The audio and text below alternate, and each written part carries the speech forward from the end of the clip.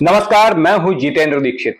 MNS प्रमुख राज ठाकरे आज पहुंचे मातोश्री उद्धव ठाकरे के निवास स्थान।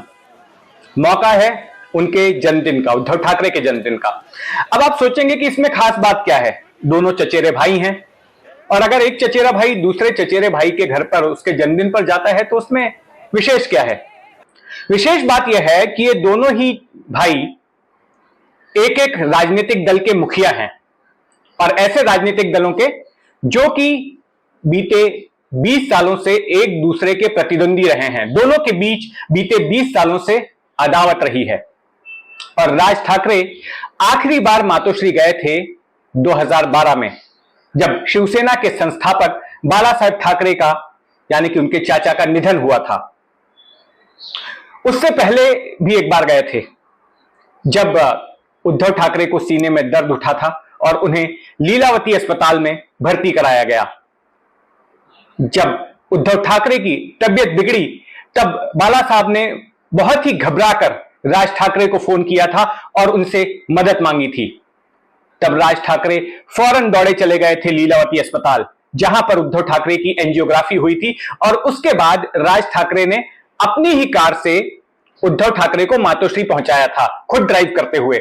और वो तस्वीरें काफी चर्चित हुई थी, जिसमें कि भले ही इन दोनों भाइयों के बीच दुश्मनी थी, लेकिन किस तरह से जब परिवार पर इस तरह की मुसीबत आई, जब उद्धव ठाकरे गंभीर रूप से बीमार हुए तो राज ठाकरे दौड़े चले गए उनके लिए। उसके चंद महीनों बाद ही ये जो अस्पताल वाली घटना थी, ये जुलाई 2012 की थी। उसके चंद महीनों बाद ही बाला साहब का निधन हो गया और फिर राज ठाकरे पहुंचे मातोश्री।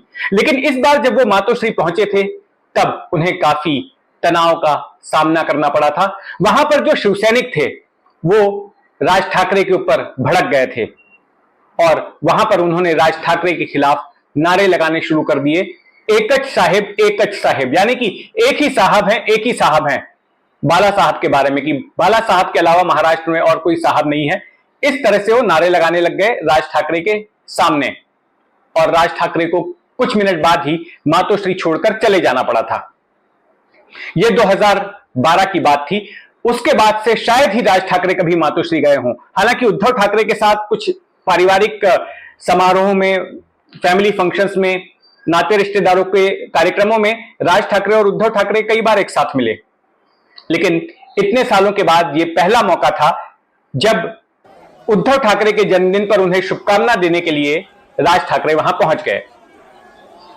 अब दोनों चूंकि महाराष्ट्र की राजनीति के बड़े चेहरे हैं और दोनों ही एक दूसरे के खिलाफ राजनीति करते रहे हैं इतने सालों से, तो ऐसे में जाहिर है इसके राजनीतिक मायने तो निकाले ही जा रहे हैं। खास करके इस संदर्भ में जब 5 जुलाई को ये दोनों भाई हिंदी विरोध के मुद्दे को लेकर एक साथ एक मंच पर आए थे, जहां इन्होंने महाराष्ट्र सरकार की ओर से प्राथमिक स्कूलों में हिंदी पढ़ाए जाने के आदेश को विड्रॉ करने पर जश्न मनाया था, तब यह मंच साझा किया गया था। और उस वक्त उद्धव ठाकरे ने उस मंच से ऐलान किया था, साथ आए हैं साथ रहने के लिए। एक तरह से उनका इशारा था कि हम आगे भी साथ रहेंगे और कोई राजनीतिक गठबंधन इन दोनों के बीच हो सकता है। लेकिन राज ठाकरे काफी फूंक फूंक कर अपने कदम आगे बढ़ा रहे हैं, उनकी ओर से ऐसे संकेत नहीं दिए जा रहे। हाल ही में नासिक में एक कार्यकर्ता सम्मेलन हुआ था, जहां पर उन्होंने ऑफ द रिकॉर्ड पत्रकारों से बातचीत करते हुए यह कहा कि अभी यह मान लेना कि इनके बीच किसी प्रकार का राजनीतिक गठजोड़ भी होगा, जल्दबाजी होगी। यह तय नहीं है कि लोग सियासी तौर पर भी साथ आएंगे। ठीक है, एक मंच पर आ गए, लेकिन मंच पर आना सिर्फ हिंदी विरोध को लेकर था।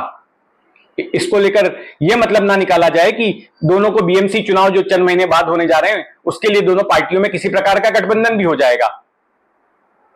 लेकिन उसके बाद अब जिस तरह से राज ठाकरे आज पहुंचे हैं उद्धव ठाकरे से मिलने के लिए, तो फिर से इस चर्चा को बल मिल गया है कि दोनों भाई करीब तो आ रहे हैं, लेकिन ये करीबी जो है सियासी करीबी में भी ट्रांसलेट हो सकती है और हो सकता है कि बीएमसी चुनावों को देखते हुए दोनों के बीच सियासी गठजोड़ हो जाए और उद्धव ठाकरे वाली शिवसेना और एमएनएस साथ मिलकर मुंबई महानगर पालिका के चुनाव लड़ें।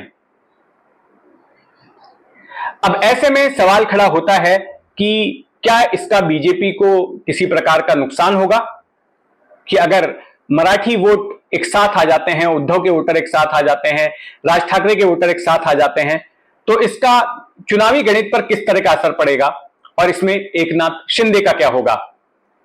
तो अब इन तमाम सवालों पर महाराष्ट्र की सियासत में फिर से एक बार चर्चा छिड़ गई है। तो बहरहाल महाराष्ट्र की राजनीति में जो कुछ भी होगा उस पर हमारी नजर बनी रहेगी। आप भी एनडीटीवी पर अपनी नजर बनाए रखें। महाराष्ट्र की सियासत में होने वाली हर छोटी बड़ी हलचल पर हमारी नजर बनी रहेगी, जो हम आप तक पहुंचाएंगे। धन्यवाद।